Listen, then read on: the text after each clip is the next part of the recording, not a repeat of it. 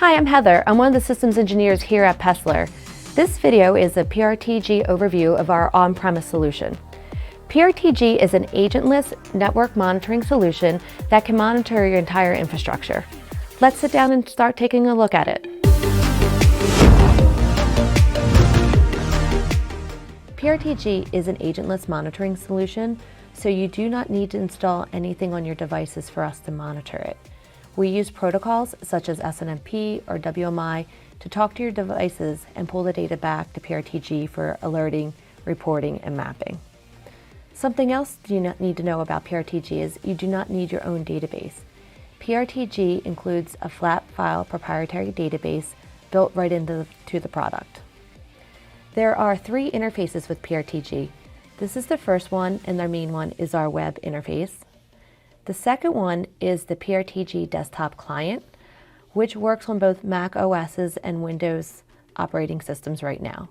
It has all the same information as the PRTG web interface, but it's in the client look and feel. The third one is our mobile application for smartphones, for Apple devices and Android devices, so you can take PRTG on the go with you. At trade shows all the time, and I have customers come into the booth showing me their mobile apps and everything in their PRTG environment, so our customers get quite proud of that. Today now we're going to focus on taking a look at the web environment. Once we're in here, you see that there is a device tree here, and that is our main hierarchy we use in PRTG. And I'm going to just walk you through it. We always start at the root because the root is the top of it. Underneath that, you're going to see I have a local probe and some remote probes. PRTG supports distributed monitoring, which means that we can monitor at other locations.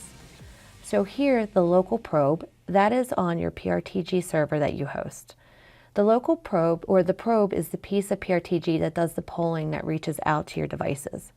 So the remote probes is just a piece of software that sits on a Windows machine at your location or another location, and it can poll the devices that you assign it locally. So maybe sometimes at your main location, you might spin up some remote probes just to help load balance some of your devices and sensors and monitoring. As we go through the probes, you're going to see groups. Groups are for your own organization. They really help you to figure out how you want to organize your devices. In addition to that, you can also, if you want to get granular with your notifications, when we talk about that later, or get granular on how permissions, so who can access what, you may use groups for that. As we keep going through our tree, and groups can be nested, we're eventually going to get to a point where we're going to have a device in PRTG. A device in PRTG is represented by an IP address or a DNS name. So when I go into the settings tab here, you'll see that in 1 second. And you just put the IP address and you have a friendly name for your device name. And then a device will get sensors. A sensor is one aspect of a device that you want to monitor. And for example, this one is simply called access point. It's an SNMP traffic sensor though. And you're going to see we have traffic in, traffic out, and traffic total. These are called sensor channels.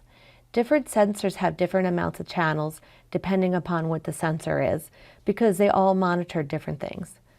PRTG has about 238 sensors out of the box, and then we also have room for custom sensors. So here is the ping sensor for a switch. And ping is going to be your basic sensor that you use for your up-downs. And you can just see we're going to get your minimum, maximum packet loss and ping time in here. So that's the basics of the device tree, but there's a lot more to tell you about it. The settings tab here, and you can set settings based upon any level of the device tree. So right now I'm at root, but once you come in here, you could set location. You're going to have to add credentials for, you could do your Windows system credentials here. You could do your Linux, Solaris, Mac OS, VMware, Zen Server, and SNMP. They are the main settings that you're going to use for this tab. But you also may come down and change your scanning intervals if you want to set schedules, dependencies in your maintenance windows, and then change permissions for access rights. Also, channel unit configuration. If you want to change from kilobytes to megabytes or gigabytes, you may do it under here. Because I was at the root level, that will inherit to everything down in the device tree. But say I want to go into a group, I can scroll through and change everything at that level here. And you can see just for my group called Sigfox will those settings take place. You'll also notice in your device tree you have these tabs for 2 days, 30 days, and 365 days. So wherever you're at in the tree, you could see a view based upon those quick tabs for those time frames to get your historic data. And that's the one nice thing about PRTG. We keep data in the raw format so you can quickly retrieve your historic data. You're going to see this management tab, and that helps you to drag and drop and rearrange your device tree very quickly. If you take a look at the top, the device button that you keep seeing me clicking on is the main one to always get you back to the device tree. But we always have this other one called libraries here. And where the device tree is a top-down hierarchy, the libraries, I call this the horizontal view. That's in my own terms, but it's a collection of sensors in different formats. So if you have different probes, for example, and you want to have all your disk space sensors in one view, I can use this tab here, create a library disk space sensors. And then we can use that to set notifications or look at my disk space sensors in one view. Libraries do not have to be all the same type. I could create a library of just everything that has to do with emails. And I'll be having another video also based upon libraries, so you can take a look at that later for a more in-depth look at libraries. The sensor tab up here helps you look at sensors in different formats. So if I want to have a list of my favorite sensors, I can take a look at that. I can look at some top 10 lists for sensors under each probe. I can look at sensors by type, by tag, very quickly to just get to different views of my sensors. Then when we get into the Maps tab. Maps, we call that in PRTG the same thing as dashboards.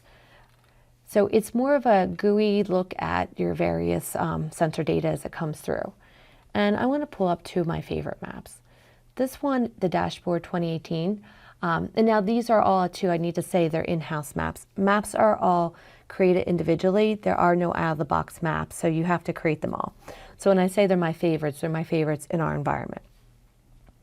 Maps include a map designer. So the way the map designer works is you'll see here on the left side is a device tree. And as we scroll through the device tree, you can see everything down to sensor. On the right side are properties, different graphical ways in which you can display the data. So you take what you want to see in the device tree, how you want to see it from the property list, you drag and drop, pull them all together, and you can make maps. And what are the types of things you can see in maps?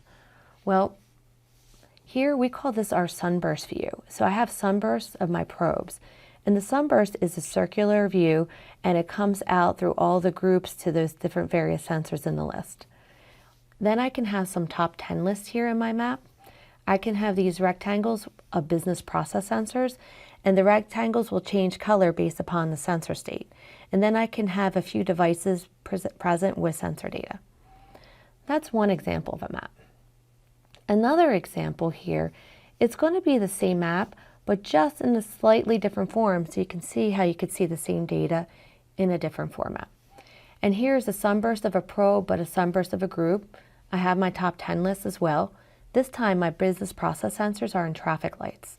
And I list up sensors, and then I have some geomaps here as well. Now, I used to work in infrastructure for a long time before I came to Pessler, and I wish I had this map back in the day. So imagine this is a Visio diagram of a server rack that we have. I made that my background image to my map. I put my sensor data on the right side, and here's just my name of my devices, my IP addresses. Maps can also go in a map rotation, so if you have a large monitor that you sit and look at all day, you could come here, click your maps, and put them on a rotation and decide when you want them, how often you want them to rotate. So that's one nice thing about maps, and here you can see our holiday map that just came up. And as we finish our overview of PRTG, I do want to mention we do have a reporting engine. So you can come in here and create various different reports on PRTG in your data if you would prefer them in more of a report format instead of the GUI format that Maps give you. And here's just an example of what a report can look like. Reports can be emailed to you in PDF, stored on your server as PDF, or you can run them and look at them in HTML format. We also do include notifications in PRTG. So to let you see what kind of notifications that we can do in our notification templates. So just to let you see what kind of notifications we have, let's take a look at our notification templates. There is going to be another video on notifications on our website, so you can look at that for detailed information on notifications. But so you know, you could see we can send emails to a user or group of users. You could do push notifications to our mobile apps. You can do SMS, Slack messages, Teams, send event logs, syslog, SNMP trap servers, run scripts, or send Amazon messages if you use that. We also have a ticketing system built into PRTG that you can use if you want to have a process flow for your alerts. Though if a human does not look at the ticketing system, then you don't know the alert is there. And with PRTG, you can send notification triggers to send to those notification templates. We have 5 types of triggers: state, speed, volume, threshold, and change triggers. So you have options when you want to decide how you want to be notified with PRTG. PRTG is licensed based upon sensor packages, so we have various sensor packages that you can use for your licensing.